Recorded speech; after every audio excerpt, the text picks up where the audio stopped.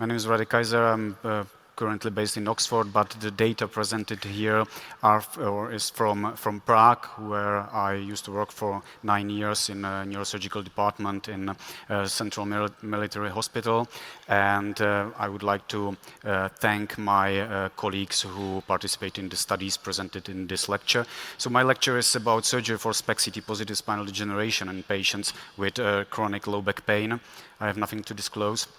So the biggest problem when treating chronic low back pain, the biggest problem is diagnosis of pain generator. So degenerative disease as a pain generator. We have two interventional techniques, discography and disco block. However, based on the literature, there is no strong evidence supporting either method as a predictor of fusion success, and there is also risk of iatrogenic injury leading to significant disc degeneration. And we have this systematic review published by Willems 11 years ago, which is still valid. And based on these results, there is no subset of patients with chronic low back pain which could be identified for whom spinal fusion is a predictable and effective treatment. And this paper also didn't support using these invasive methods. So here are the two largest studies evaluating or randomized trials evaluating surgery for chronic low back pain. One published by Fritzl from Sweden, which was slightly pro-surgery, and the second one from the UK, from Oxford, which was against surgery. And these are the most recent NICE guidelines about surgical treatment for chronic low back pain. And based on these guidelines, there is, or the evidence for spinal fusion or disc replacement for low back pain is poor. And fusion for non-specific chronic low back pain should only be performed as part of a clinical trial, and lumbar disc replacement should not be performed. This is degenerative disc disease. We have three classification systems how to evaluate this. We can classify disc degeneration by Fuhrman classification, end plate damage by Radek classification, and of course modic changes known to everyone. And as you can see, we don't have really strong evidence because, for example, there is no association between modic changes and low back pain, and there was no difference in clinical outcomes following lumbar fusion and modic changes positive and negative segments. So this lecture is about nuclear medicine. We performed a systematic review about the role of SPECT CT in spinal surgery, and as you can see, we found only few surgical series, small series in the literature. For example, one of these series is this one from the US. They combined, this is a heterogeneous population, they combined both lumbar and cervical surgeries. However, they found more than 80% improvement in 12 months time after spinal fusion for a positive segment. We performed a radiological study in Prague. We had almost 200 patients with SPECT CT available and 123 patients with 141 SPECT positive levels were found.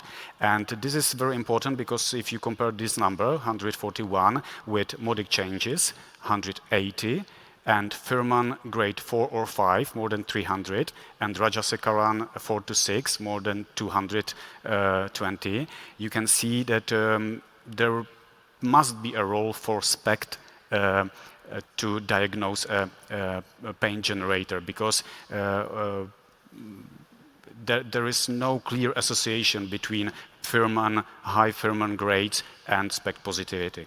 So SPECT might help us with differentiating between painful and pain-free disc degeneration. In Prague, in Military University Hospital, we performed a clinical trial. It wasn't a randomized study, but it was a prospective study. And from the patients who with chronic low back pain lasting more than 6 months, with signs of lumbar degeneration on MRI scan with no instability, we performed SPECT CT, and we operated only on patients with 1 level SPECT positivity to have a homogeneous population, and all these patients underwent TLIF surgery. And here you can see primary and secondary outcomes, and these are the results. We had 139 SPECT CT examinations, and from these we found 42 patients with one level SPECT CT, SPECT positive DDD, and 38 of them underwent surgery. And the graph on the right side, here we can see 30% were these one level SPECT positive DDD, and 36% were SPECT negative. So there was nothing on SPECT CT, and 2% were patients with isolated sacroiliitis. So these patients could be directly sent for pain management. And on the graph on the bottom, you can see that almost 70% were patients positive with in L5S1. And here are the results. Primary outcomes. Preoperative VAS score was 8.4, which is really high, and post-op at 6 months and 24 months, 3 and something. And also a significant decrease in ODI, 51 versus 21. And minimally clinically important difference, which is a decrease of minimally 30% in both VAS and ODI, was achieved in 84% of patients.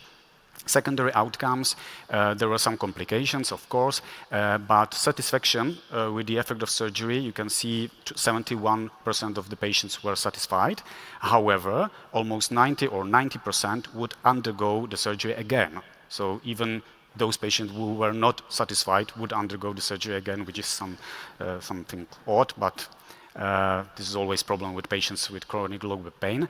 And on the right side, you can see there were 2 patients with in a disability pension pre-op, but only 6 post-op. So there is no the argument that these patients are those complicated ones who don't want to work. It wasn't like found in this by this study. And here we can see these are typical patients which can be seen in our clinics every day. So, patients with modic changes, one level modic change, and these were SPECT positive, so this is clear. But the question is what to do with these patients.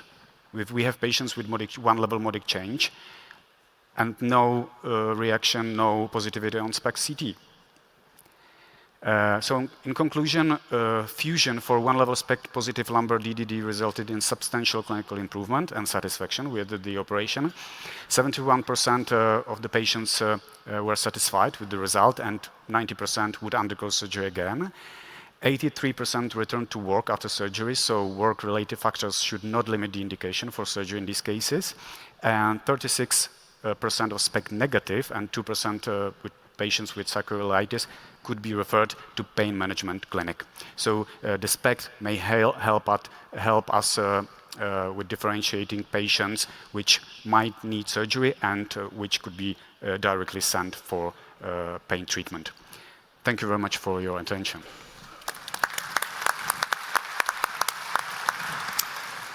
So thank you very much, Radek, for this very interesting talk. So I have a question. So did the nuclear medical imaging really guide you in your decision making? So did you, like patients who had no changes on the SPECT, you didn't do surgery on them? No. So you did no surgery? So all these patients were sent for pain management. Okay. But it would have been interesting. I mean, I don't have any experience with degenerative changes and nuclear medical imaging.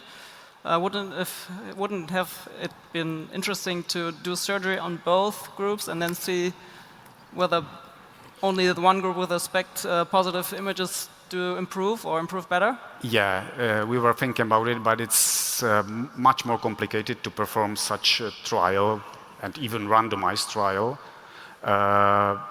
This might be the next level.